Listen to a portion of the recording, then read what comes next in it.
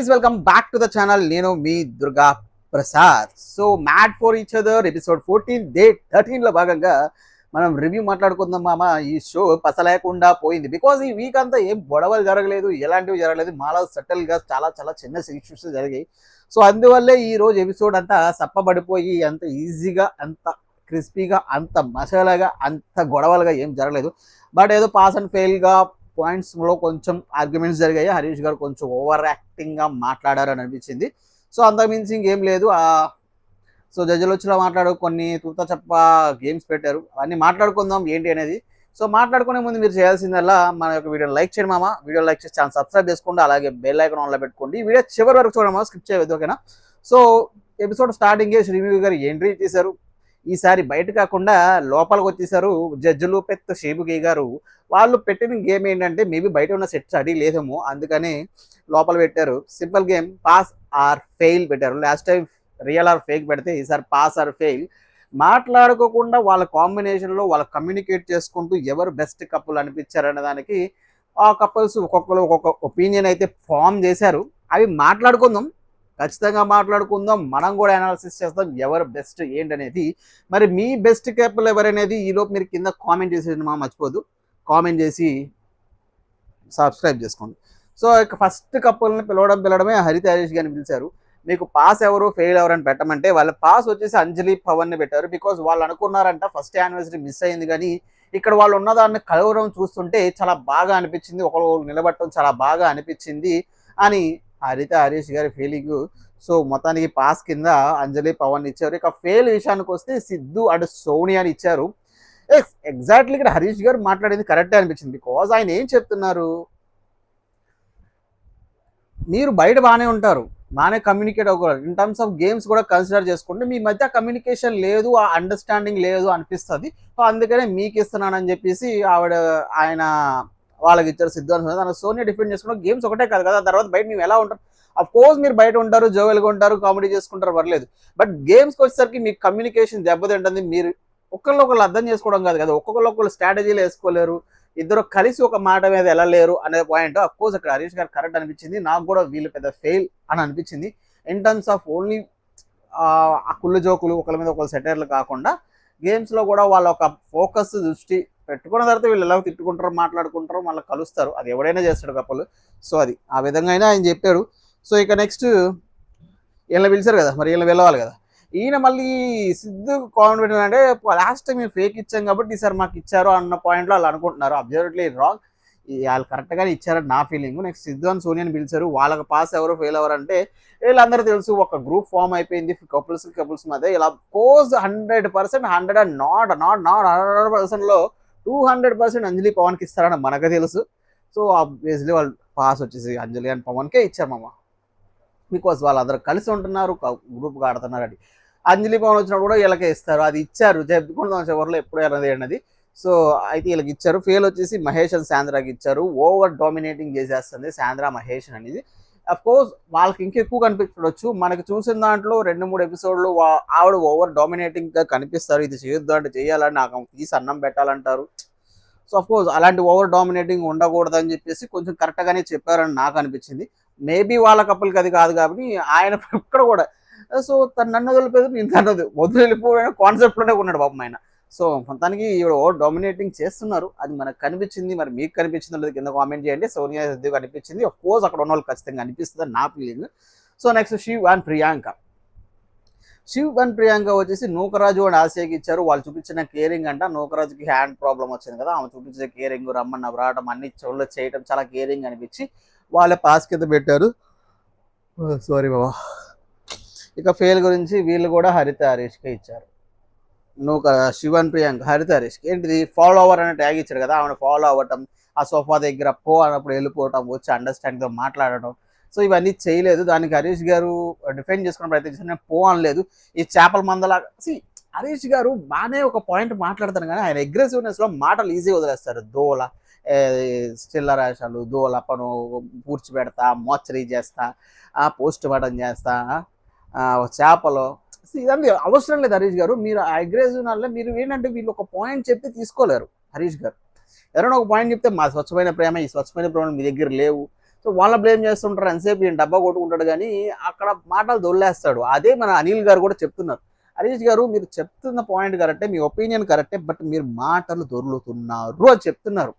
ఇప్పుడే just example చేపల market, ఎందుకు అది అది ఎవరికి నచ్చలేదు. సో లైగర్ లైగర్ ఉన్నారు కదా షోలో, మర్చిపోయా.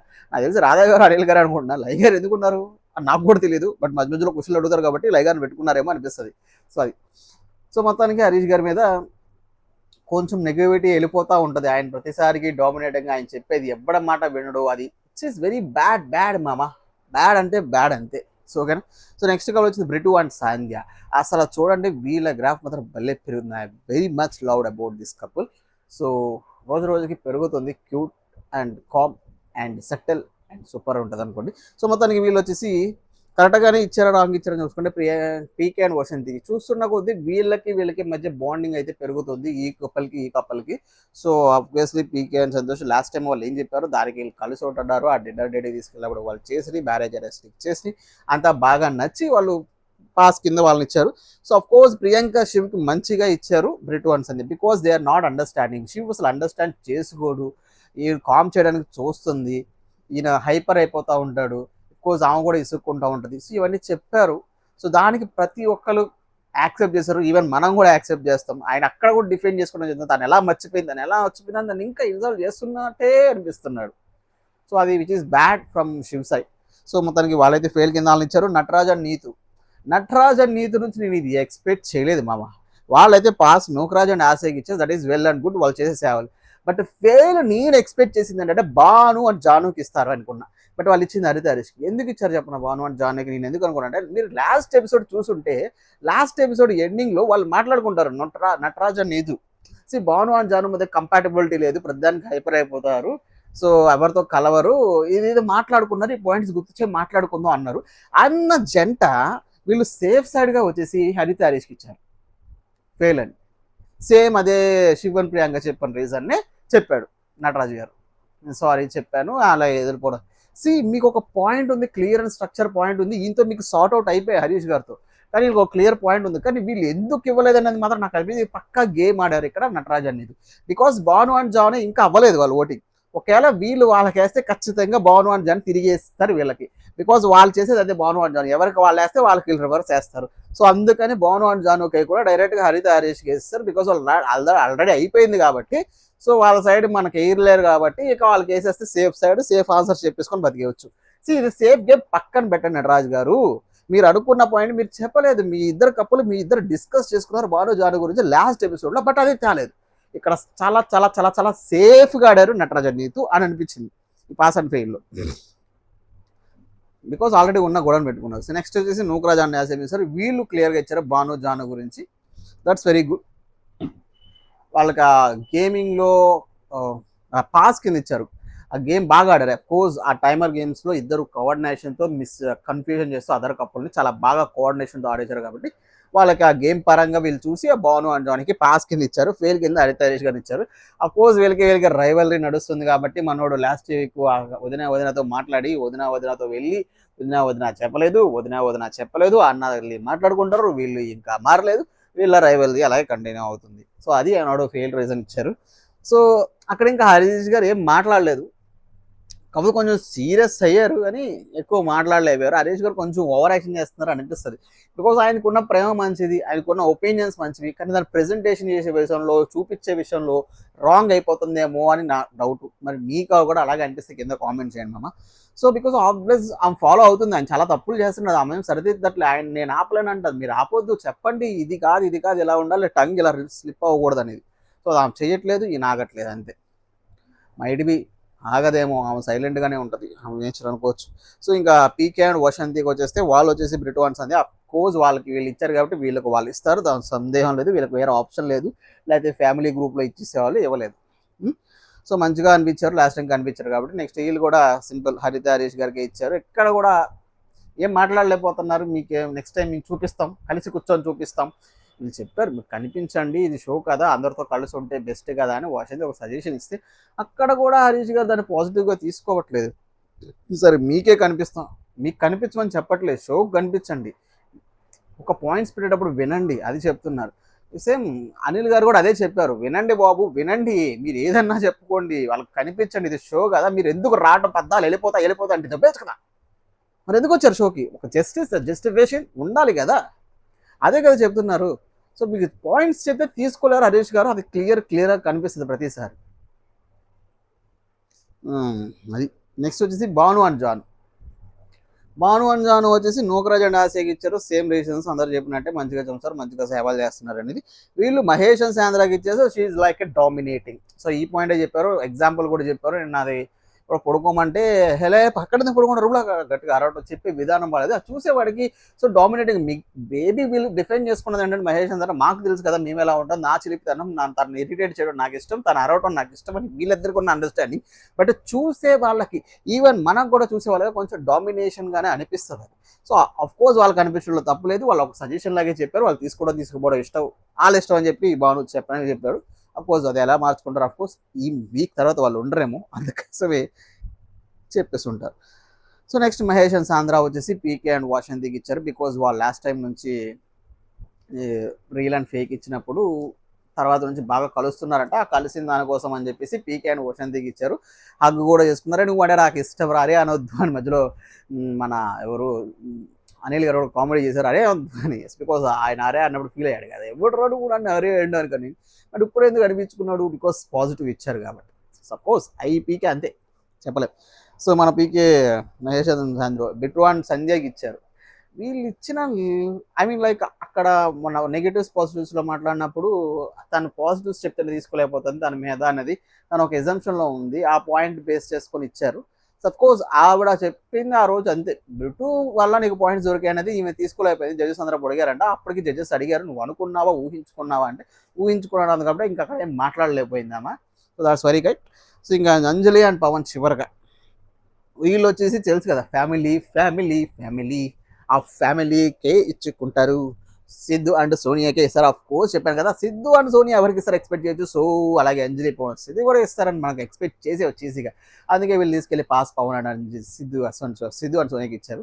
అఫ్ కోర్స్ వాళ్ళు ఏం చెప్పినా మనం ఏమవసరం లేదు, వాళ్ళు బెస్ట్ ఆడారంట. గేమ్ అయిపోయిన తర్వాత స్ట్రాటజీస్ వేసుకున్నారు. ఏం వేసుకున్నారు స్వామి, ఏం వేసుకున్నారు జోయల్గా, కమ్యూనికేషనే ఉండదు. గేమ్స్ పరంగా చూసుకుంటే తిట్టుకుంటారు, తర్వాత దానికి సెటర్ ఇంట్రెస్టే ఉండదు ఆయన సిద్ధుకి అయితే, గేమ్ మీద ఇంట్రెస్ట్ చూపిడు ఆయన. సో ఓకే, మొత్తానికి ఫ్యామిలీ కాబట్టి ఫ్యామిలీ వీళ్ళు వచ్చేసి భాను అండ్ జానుకి ఇచ్చారు. భాను అండ్ జానుకి ఇచ్చినప్పుడు ఏదో కంపాటబిలిటీ లేదు, ఆమె ఇంట్రెస్ట్ చూపించింది, ఏదో విషయం కూడా అయితే అంట ఈమె అంత ఇంట్రెస్ట్ చూపించి అది పర్సనల్గా మాట్లాడుకుంది రొమాన్స్ గురించి. సో దాన్ని ఇక్కడ తీసుకురావటం కరెక్ట్ కాదేమో అని నాకు అనిపించింది. ఇంకా వేరే రీజన్స్ ఏమన్నా చెప్పుకుంటే బాగుందో అనిపించింది ఫెయిల్లో. బికాజ్ వాళ్ళకి ర్యాపో లేదు కాబట్టి వాళ్ళు గ్రూప్లోకి తెచ్చుకోవడానికి మాట్లాడుకుంటారా అంతే. సో ఇవాళ అయితే పాజిటివ్ ఫెయిల్స్ ఇవే నడిచాయి మామ, ఇంకా అంత మించి అని నడలే. తర్వాత చెమ్మ చక్క చాడకేసి పక్క అన్నట్టు లవ్ సర్కిల్లోకి వెళ్ళిపోయారు. పెట్టారు ఒక పాట, ఎదురోడు చెప్పేది లిప్ సింక్ మనం గెస్ చేసి చెప్పాలి, మైకులు పెడతారు. ఆ గేమ్ అందరూ బాగానే ఆడారు, అందరూ కప్పులు అండర్స్టాండింగ్ బాగానే ఉంది, సరదాగా గడిచిపోయింది. మరి ఎందుకంటే మసాలా లేదు, గొడవలు లేవు, జడ్జి చేయడానికి సాల్వ్ చేయడానికి. సో అందుకని ఈ ఎపిసోడ్ సల్లబడిపోయింది. పాస్ అండ్ ఫెయిల్ కూడా అంత మజాగా రాలేదు, ఖచ్చితంగా పడిపోయిందని చెప్పొచ్చు. ఈరోజు మరి ఫెయిల్, ఈరోజు ఎలిమినేషన్ ఖచ్చితంగా ఉంటుంది. Mahesh and Chandra is going to be eliminate from the episode. Because వాళ్ళకు ఉన్నాయి లీస్ట్ ఫైవ్ క్రెడిట్ బాండ్సే ఉన్నాయి.